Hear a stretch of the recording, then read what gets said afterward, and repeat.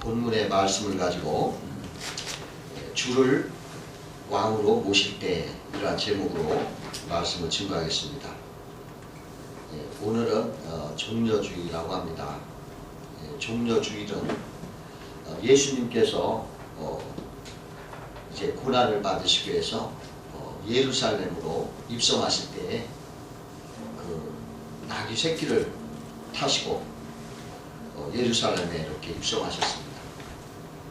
그때 사람들이 종려나무 가지를 꺾어서 들고 호산나 하면서 주님을 환영했습니다.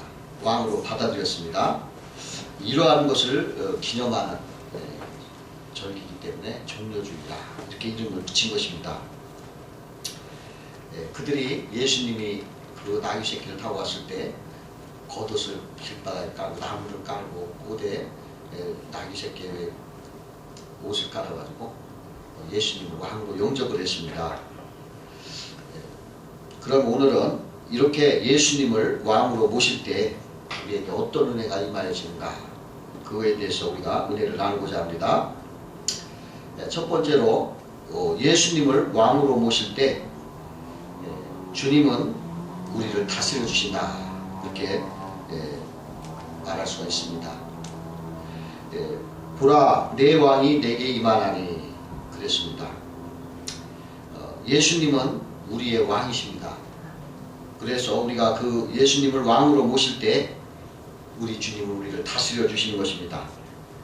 마음을 다스려 주시고 또 환경을 다스려 주시고 또 사단을 다스려 주시고 육신을 다스려 주시는 것입니다. 그래서 우리는 예수님을 믿는다고 하면서 내가 내 자신의 왕이 되어서는 안 됩니다. 언제나 주님 앞에 다스림을 받아야 되는 것입니다. 겸손하게 주님 앞에 늘 순종하고 날마다 주님을 찬양하고 주님을 사랑해야 되는 것입니다. 그러면 하나님은 우리를 성령으로 온전히 다스려 주시는 하나님이신 것입니다.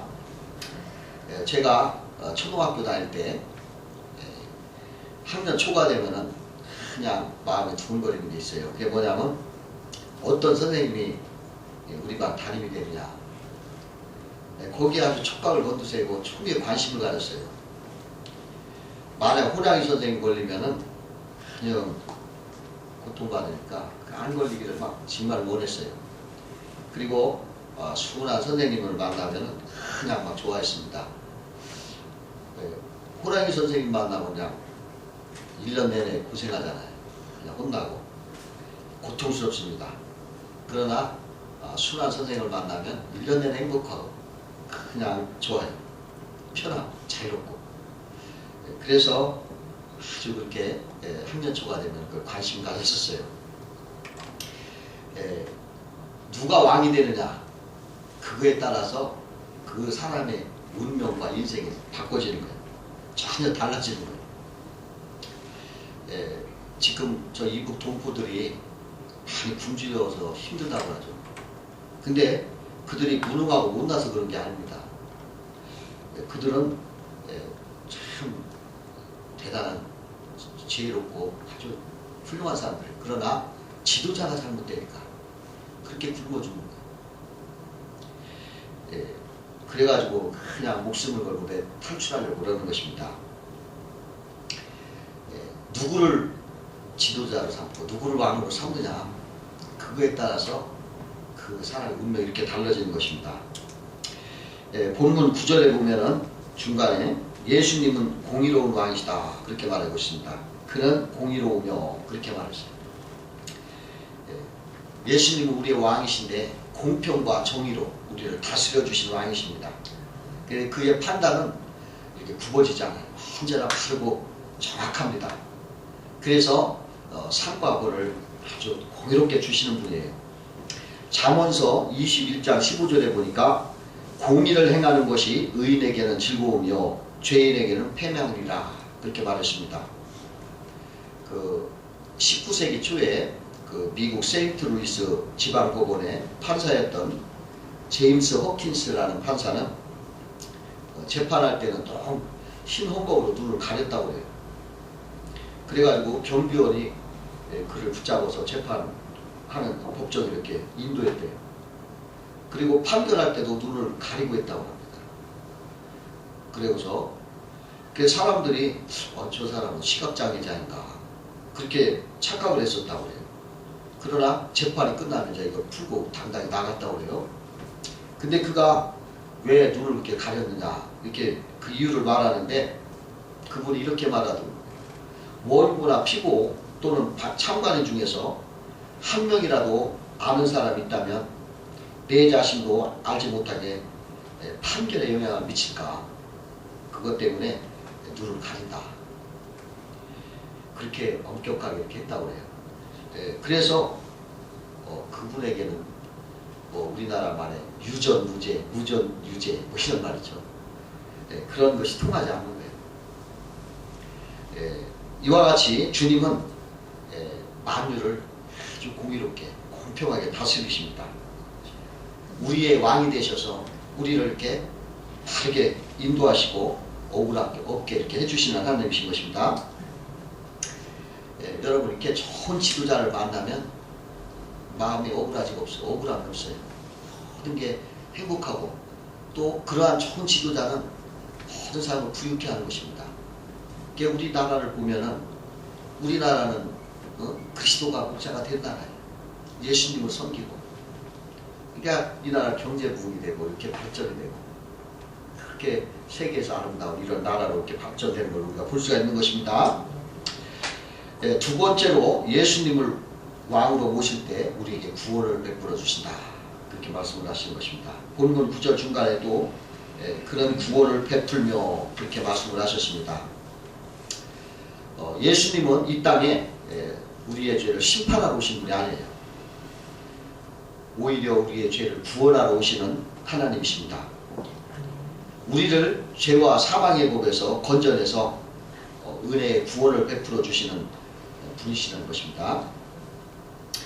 우리가 주님을 영접하면은 내 죄가 다 용서받고 의롭다 여김을 주시는 것입니다. 요한복음 10장에 이런 말씀이 있어요. 내가 저희에게 영생을 주노니 영원히 멸망치 아니할 터요 내 손에서 빼앗을 자가 없느니라. 이렇게 말씀했어요. 예수님은 그 자기 생명까지도 우리들을 위해서 내어주셨어요. 십자가에서 피를 쏟아서 그 죄값을 대속해서 대신해서 우리 죄를 그 피를 쏟아서 우리를 그 죄값을 사신 거예요. 그래가지고 우리를 구원된 백성으로 이렇게 만들어 주신 분인 것입니다. 그 어느 목사님이 잠을 자다 꿈을 꿨는데 그 하나님 심판대 앞에서 이렇게 서 있더라는 것입니다. 의로우신 재판장 하나님이 신문을 하시더라고요. 너는 항상 진실했는가? 그러더래요. 그래서 그렇지 못했습니다. 그러니까 너는 항상 깨끗하게 생활하는가? 그렇지 못했습니다. 그럼 너는 정직하게는 살았는가? 그렇지 못했습니다. 이렇게 신문이 끝나니까 이 목사님 고개가 절로 숙여지더라는 거예요. 그리고서 이제 나는 지옥 갈 수밖에 없구나. 그렇게 생각을 했대요. 그런데 갑자기 한 줄 광채가 이렇게 비치더니 예수님이 자기 옆에 이렇게 오시더라는 거예요. 그리고서는 하나님 옆에 간절히 기도를 하시더라는 것입니다. 아버지여, 이 사람이 세상에 있을 때 깨끗하게도 정직하게도 살지 못한 것을 내가 잘 압니다. 그렇지만 이 목사는 평생을 나를 위해서 살아왔으니 저도 이 목사님을 대속의 보혈로 변호하겠습니다. 그렇게 말씀을 하면서 그가 예수님 덕분으로 천국으로 이렇게 인도를 받았다는 꿈을 꿨다는 거예요. 그 종교개혁가 마틴 루터 앞에 사탄이 나타났어요. 그러더니 글씨가 쫙 빽빽하게 써있는 두루마기를 쫙 피해 보이더라고요. 거기에는 그냥 마틴 루터가 어릴 때부터 지은 죄가 빽빽하게 써있더래요. 그러더니 그 사탄이 그걸 탁 펴더니 루터야, 이 글은 너의 죄를 다 기록한 것이다. 너같이 이렇게 파렴치한 죄인이 어떻게 천국에 들어갈 수 있겠느냐? 이렇게 얘기하더라고요. 그때 루터가 대답을 했습니다. 그렇다. 나는 그보다 더 큰 죄를 지었다. 그러나 너는 예수님의 보혈의 피로 내가 깨끗이 씻었다는 말을 빼놓고 썼구나. 이 말을 했을 때 사탄은 그냥 순식간에 사라져버리고 없더라는 거예요. 여러분, 우리가 예수님을 왕으로 모실 때 예수님께서 십자가에서 흘리신 그 보혈의 피, 우리의 죄를 대속하신 그 피가 우리에게 효험이 되는 것입니다. 그래서 우리는 비록 우리는 죄인이지만 그 예수의 보혈의 피의 공로로 말미암아 의롭다 하심을 얻어서 구원을 받게 되는 것을 우리 꼭 믿어야 되는 것입니다. 세 번째로 우리가 예수님을 왕으로 모실 때 평안을 주신다, 이렇게 말씀을 하십니다. 예수님은 만왕의 왕이십니다. 그보다 더 높으신 분이 없어요. 그렇다면 당연히 큰 백마를 타고 위풍당당히 오셔야 됩니다. 근데 예수님은 오늘 정묘주일날 좀 하나 나귀 새끼를 타고 왔어요. 성경에 보면은 이 큰 백마는 무엇을 상징하고 이렇게 얘기하는 거냐면 전쟁이나 무슨 큰 권위를 상징하는 그 모습으로 이렇게 그려진 게 성경이에요. 그러나 그 나귀 새끼는 그 주인을 위해서 열심히 일하는 평화로운 동물로 이렇게 생각되는 것입니다. 예수님이 그 큰 백마리 아닌 이 조그마한 나귀 새끼를 타고 왔다는 그것은 벌써 예수님은 이 땅에 어떠한 왕권을 가지고 군림하러 또 뭐 전쟁을 하러 온 그러한 왕이 아니라는 거예요. 오히려 참으로 겸손하게 평화의 왕으로 이 땅에 오신 거예요. 그 나폴레옹이라는 유명한 프랑스 장군은 세인트 헬레나 섬에 유배되었을 때 이런 말을 했습니다. 나는 칼로 세계를 정복하러 했으나 망했다. 그러나 예수는 칼 한 번 쓰지 않고 사랑으로 세상을 정복하였다. 나는 실패자요, 예수는 영원한 승리자다. 이렇게 고백을 하면서 그는 죽었다고 해요. 예수님은 우리 인생에게 평화를 주시러 오신 것입니다. 예수님이 주시는 이 평화는 아주 우리에게 견고한 평화가 됩니다. 아주 흔들리지 않는 평화입니다. 미국의 어느 돈 많은 부자가 자기 집에 흑인 그 아주머니를 가정으로 두고 이렇게 살고 있었습니다.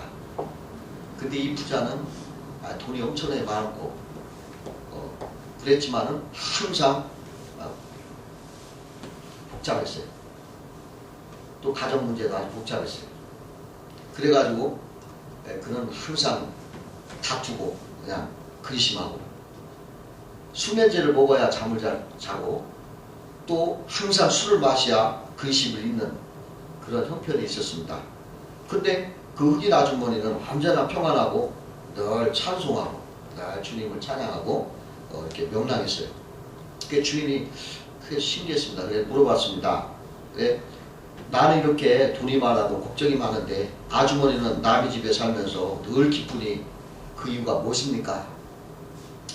아주머니가 이렇게 대답했습니다. 나는 당신처럼 돈이 없으니 잃어버릴 염려가 없고 집이 없으니 불이 날까 걱정 없고 명예가 없으니 누가 나에게 욕할까 하는 걱정 없고 이미 병들어 죽을 몸이니 건강 때문에 걱정할 것 없고 이제 다시 아프면 불편한 몸 벗어버리고 하나님께로 가니 아무 걱정도 없고 아무런 소원도 없습니다. 이렇게 말하더라는 거예요.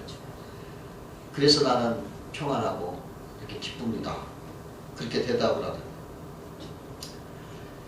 시편 23편에 보면은 이런 말씀입니다. 예수님은 우리의 목자로서 항상 우리를 푸른 초장과 잔잔한 물가로 인도하신다. 그런 말씀이 나와요. 그런데 우리 인생들은 우리 예수님이 항상 우리를 푸른 초장과 잔잔한 물가로 인도하시는데 언제나 거기에서 행복하지가 않아요. 평안하지가 않아요. 왜 그러냐? 어떤 목사님이 그런 말을 하더라고요. 그것은 우리가 양이 안 되고 늑대나 사자가 돼서 그렇다. 그래서 평안하지가 않다. 그러는 말이에요. 사자나 늑대는 푸른 초장이 만족스럽지 않다는 거예요. 우리가 푸른 초장에서 있으면서도 항상 불만스럽게 으르렁거리고 그냥 불평거리는 것은 우리가 양이 아니라 사자나 늑대가 되었기 때문에 그렇다. 그렇게 말씀을 하시더라고요. 우리는 양이 되어야 합니다. 그러면 목자 안에 거하게 되는 거예요. 그러면 아무리 그 환경이 어떠하더라도 그 목자 안에 있는 그 양은 평화로운 것입니다. 우리에게 주어지는 어떠한 환경도 사실은 우리 문제가 아니에요. 우리가 목자 품에 있으면 그 문제가 목자의 문제예요. 목자가 문제지 우리가 문제가 아니에요. 우리가 사망의 음침한 문자를 갈지라도 그 목자가 문제예요. 우리는 목자 안에 있는 거예요. 우리 현실은 목자 안에 있는 거예요. 목자가 해결하시는 거예요. 만약에 우리가 현실의 모든 부족함을 이 때문에 여러분 불평한다면 그것은 우리가 목자 안에 있지 않고 사자처럼 늑대처럼 우리가 그렇게 교만하거나 또는 거치거나 그래서 그렇다는 것입니다. 사자나 그 늑대는 푸른 초장에서 만족하지 않는 거예요. 여러분 우리가 이 땅에 살면서 하나님이 우리에게 푸른 초장과 잔잔한 물가를 인도하신다고 했으니 이 모든 것이 하나님이 주시는 좋은 푸른 초장이라고 긍정적으로 받아들이고 거기에서 양이 돼서 감사하게 이렇게 지내면 되는 것입니다. 만약에 그러한 현실에 부족함이 있다고 한다면 그건 문제가 내게 있는 거예요. 우리가 목자 안에 있으면 한 문제 없는데 내가 그 안에 있지 못하기 때문에 내게 있는 거예요. 여러분 우리는 언제나 양이 돼서 목자의 항상 안에 있으면 어떤 풍파 환난 있어도 우리는 평안하고 견고한 평화 속에 우리가 지낼 수가 있고 축복 속에 살 수가 있는 것입니다. 그러면 이렇게 목자 안에 있게 되려면 우리가 언제나 자기가 죽어야 돼요. 나라고 하는 나. 그 나라고 하는 것이 죽지 않아서 그게 불만스러운 거예요. 좋은 것 보고도 불만스럽고 그 아까 부자도 그 돈도 많고 모든 걸 잘 갖췄으면서도 불만한 것은 바로 자기가 문제예요. 자기 자신이. 그러나 우리가 주님 앞에 고할 때 그 아까 흑인 아주머니가 집도 없고 남의 집에서 사는면서도 그렇게 행복하듯이 만족하면서 살 수가 있는 것입니다. 여러분들 주님을 나의 왕으로 삼고 언제나 주님과 동행하면서 사셔서 언제나 평화로운 삶을 사시길 주의 이름으로 축원합니다. 기도하시겠습니다.